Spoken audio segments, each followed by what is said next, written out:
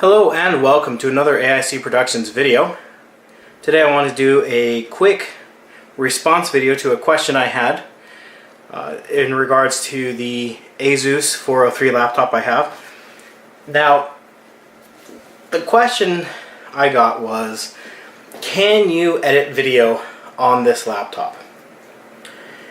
And the answer to that is, of course, yes. Yes, you can do it on this laptop. But the answer I gave is, do you want to do editing on this laptop? It is an excellent laptop for what it is. It's got an amazing battery life, has a beautiful screen, it's got a great keyboard, it's got a great touchpad, it's perfect for running one or two websites, taking notes in class, very basic, simple editing, and a few multimedia, watching Netflix, that sort of things, watching some YouTube videos. It's perfect for that sort of thing. In fact, it's great for the multimedia because it has excellent, for a very inexpensive laptop, speakers. I have to throw that caveat in there. It is a very inexpensive computer, but the speakers are great, the screen is great, but it just isn't a powerhouse. It doesn't have a powerful CPU. It's meant for basic computing tasks.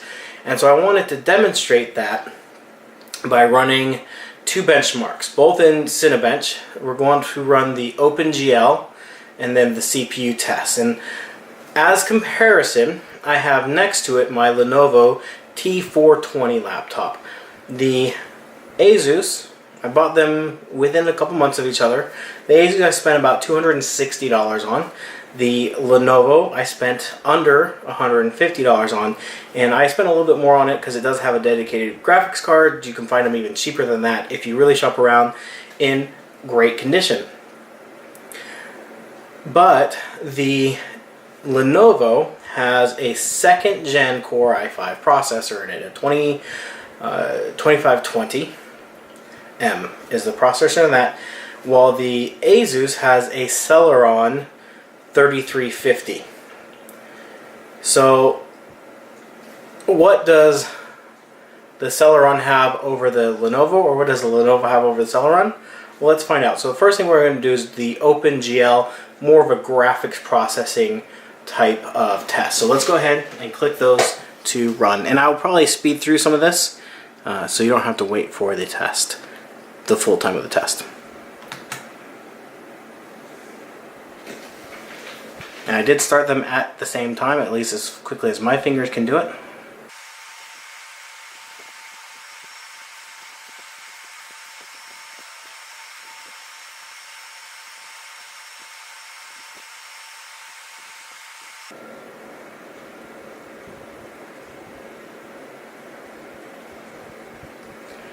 Alright, so the Lenovo is done. And the ASUS is basically just starting.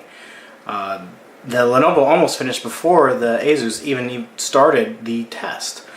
What you'll see between the two that's interesting is the ASUS will actually not be far off from the Lenovo frame rate wise. There we go, that's a tongue twister. But the amount of time it takes for it to actually set up and be prepared to play the video back is immense. Just that time difference is huge. There we go. So it actually had better frames per second. The Lenovo had 14.25 and the ASUS had 15.29, so it actually had better graphics performance than the Lenovo, but just the sheer amount of time it took to get the thing loaded was just crazy. I mean, that was a huge difference. So let's go ahead and do the CPU test.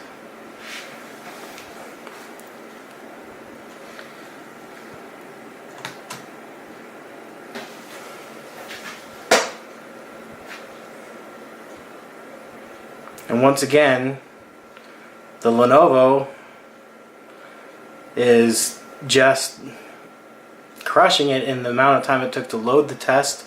And then once we're in the test, it's not even not much of a fair comparison, if I may be so bold to say. It has 4 cores, and so it's able to process twice as much data at a time, and it does it much more quickly because it has a much deeper instruction set. It has more L1, L2 cache, faster probably cache as well.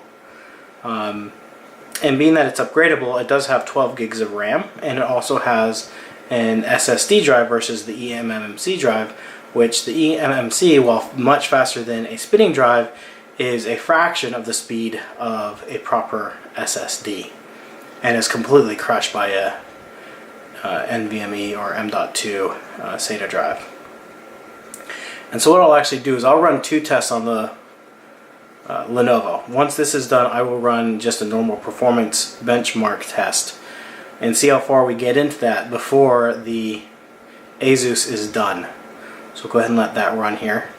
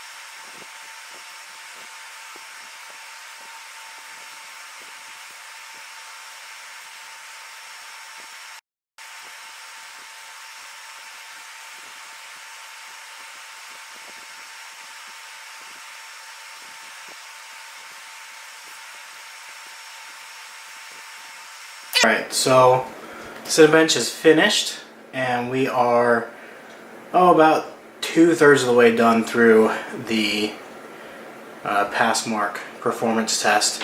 We'll go ahead and let that finish up, and I'll just do a little talking. So basically, in the time that it took Cinebench on the ASUS to run, we were able to complete all of the Cinebench testing plus 2/3 of a fairly additional intense performance test on the Lenovo. Now, if you're doing work, they say time is money, and I think in this case that's a very accurate statement. You're trying to edit videos, you're trying to complete tasks, you're going to spend a lot more time trying to complete the same task on the ASUS as you are on the Lenovo in this case, or a system with a faster processor. And if you were to spend the same amount of money, you could even get a 3rd or possibly 4th gen Core i5 processor laptop for the same money. And you know, for $300 I was able to get an X250, which is significantly faster in processing as well as graphics and a bunch of other things, and it was even as thin, not as thin, but it was still thin, light, and had a long battery life. It was just a used system. So while the ASUS definitely has a place, I don't think it's a place in productivity. It is just not powerful enough. It's super thin, it's super light, it has that great battery life, it has that great overall performance as it goes to sleep on us. For general purpose tasks where you're running one task at a time. If you need something that can do more than one simple basic computing task, it's not the answer. And to the people who ask me, can you do video editing on there? The answer is no. Pretty plain and simple. You're just not going to want to. The amount of time it takes to do that is just too long. It's too much work, and you'll just be frustrated. And what I'll do is I'll put timestamps in there, because I will be speeding it up so you don't have to sit through all this, but just so you can see the difference between the two. It's not a graphics performance, it is straight up a CPU performance issue with this. It just doesn't have the cojones, the strength to run the more productive applications and processes that some of these other tasks need. You need more cores, you need more instructions, you need more L1, L2, L3 cache. You just need more, and the ASUS doesn't have it. So hopefully that answers that question.